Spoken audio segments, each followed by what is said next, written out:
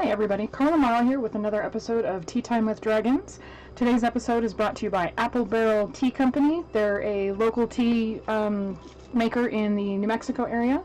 They hand make all of their teas. They're all loose leaf. This one that we're drinking today is Pecan Pie. It's a pu'er. It's a very aromatic tea. You can actually see the pecan chunks in it and all of the tea leaves and everything. It's a really good, robust tea. There's a lot of flavor in it. It's very pecan-y. It definitely tastes like pecan pie, which is really nice. It's a really good autumn tea. As it gets cold outside, it's a good mellow, relaxing tea. I like to drink it when I sit down and read, and curl up with a book and tea, which is always the best thing ever. They actually have a shop just up the street from the small bookstore that I work in, and it's a dangerous place for me to go. I have about 15 of their teas, and I'm not allowed in there with money because I usually end up finding 1 or 2 or 5 that I like. They were kind enough to give me a sample pack of about 6 of their different teas. This was in the sample pack. It's a really good, very flavorful, very spicy tea. You steep it for 5 minutes. I have a metal tea ball in my cup today. Nothing too extremely exciting, but I have started collecting tea steepers. I have a sloth. I'll have to use it in one of the next few episodes. It's super cute.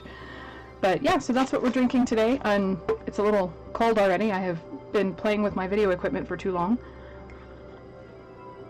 But this one's okay, still cold. So it is a very flavorful, like I said, very spicy, a lot of herbs in it. So it's really nice. Yeah. Let's get started on today's drawing. So I've been away for a little while. I had to finish up the butterfly positive affirmation deck. And I had set a deadline for myself of February of this year. And I had come to that deadline through a lot of thought and figuring out how many paintings I could get done and whatnot. I didn't feel rushed. And that was really important to me, was not to be or feel rushed, because I have been working on this deck for 3 years. It's an important project. I wrote the book, I did all the illustrations, it's 100% me, and I wanted to make sure that I came up with a good product that I didn't hurry through. I wanted to enjoy the entire process.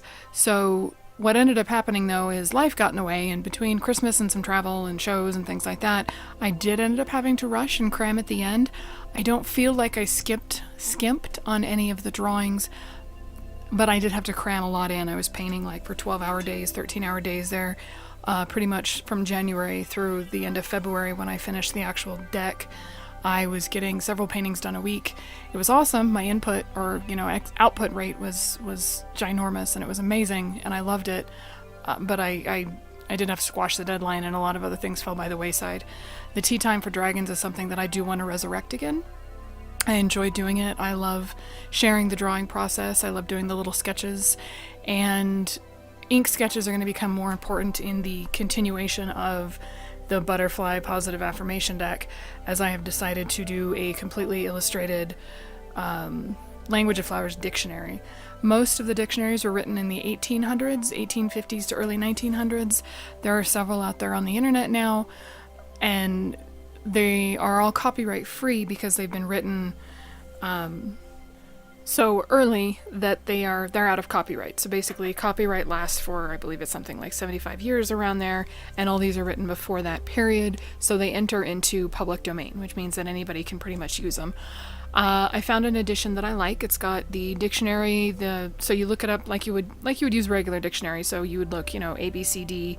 The flower names would go first in alphabetical order, and then you can also look it up by sentiment. So if you want to look up what to send per somebody who has lost somebody, or secret loves and things like that, you can look it up by sentiment as well, and it'll tell you what flower fits that sentiment. The one that I'm looking at also has several pieces of poetry in it, floral poetry about flowers and things like that, and I really like a lot of the flowers. So taking the 45 initial illustrations that I have done, I'm going to add 16 more full illustrations to make it an even 50, and then I'm also going to do several ink pieces. I'm looking at between 20 and 25 ink pieces. It depends on how long they take me and things like that. I don't have a complete handle on ink yet, but it is something that I will be exploring more through these daily drawings and Tea Time with Dragons. The 20 ink drawings are going to be a fun little stretch for my imagination. Ideally, I'll be kickstarting the book in March of 2019. That's what I'm working towards. I do have 15 drawings that I would like to turn into paintings before that point, so we'll see how this goes.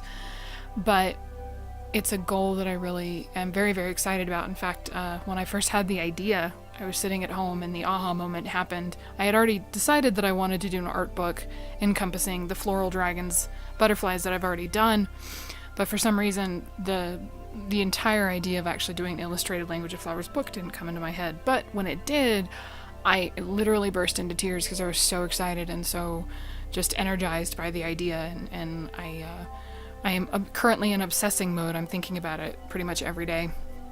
So in expanding those illustrations, I'm going to be adding other creatures that are dragon related. So there'll be more butterfly dragons, there'll be dragonfly dragons, there'll be little snail dragons like the little one I'm drawing here, things like that. I want the focal point to be on the Language of Flowers book and the floral illustrations and things like that. And I like the idea of the dragons kind of being a side note, kind of hidden or tucked away.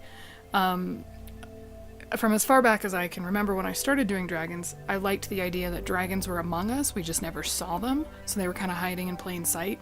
So the idea of insect dragons kind of tucked in with the flowers as a side note, as something that is not the main idea, is really appealing to me.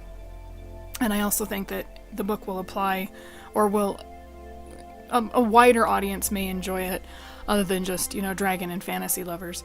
I'm super excited. Like I said, I'm hoping that the Kickstarter will be in March. That's my goal. We'll see if I can hit that goal. So far, I've managed to hit my goals pretty squarely, but this isn't, it's not going to be done through a publisher or anything. I'm going to be self-publishing it myself. There will be, it'll be an ISBN. It'll be available for bookstores. I don't know how that side of it's going to work because there's only a couple of major distributors of books in the nation, and getting my books to them is a process that I'm not aware of yet, but it is on the goal list. We'll see how many books we can get ordered through the Kickstarter, and hopefully that'll work out well. That's one of many major large projects that I have in my brain at the moment. I'm currently researching for a standard tarot or oracle deck. I'm writing it myself.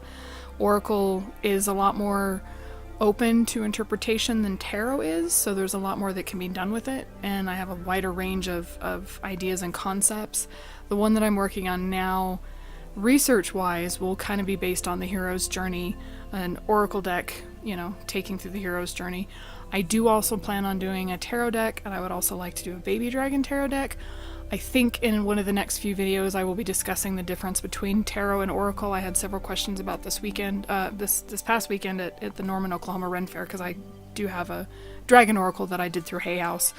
I have collected tarot, since I was 16, so wow, like 20 years now I've been collecting tarot and reading tarot, and oracle is kind of a newer thing for me, and I'm really enjoying it, but it is still something that I'm learning as I go along, and as I collect oracles. Tarot, I think I've got, 15 or 20 decks. I love the artwork of tarot. I love everything behind it. Oracle is new. And I will definitely be discussing the differences between oracle and tarot at a later date. I am currently trying to work on some different ways of handling these videos. I don't like video editing. It drives me crazy, and it's a huge time sink, and I feel like I have to relearn this program every single time that I do an editing, which would be less of a problem if I did more editing. So that's what I'm planning on doing. I had originally decided to do this video fully live and fully talking over the whole thing, but then the video ended up being like a 40-minute video, and I wasn't sure if anybody would stick around long enough to watch a 40-minute video from me quite yet.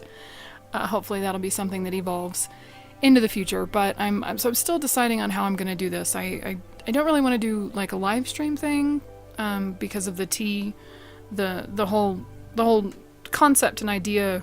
Main headliner is the tea part of it, and that can be done live, but I would like to have something so people can watch it later on and see the teas that I'm drinking and become interested in them, or see what I have to say about them and things like that.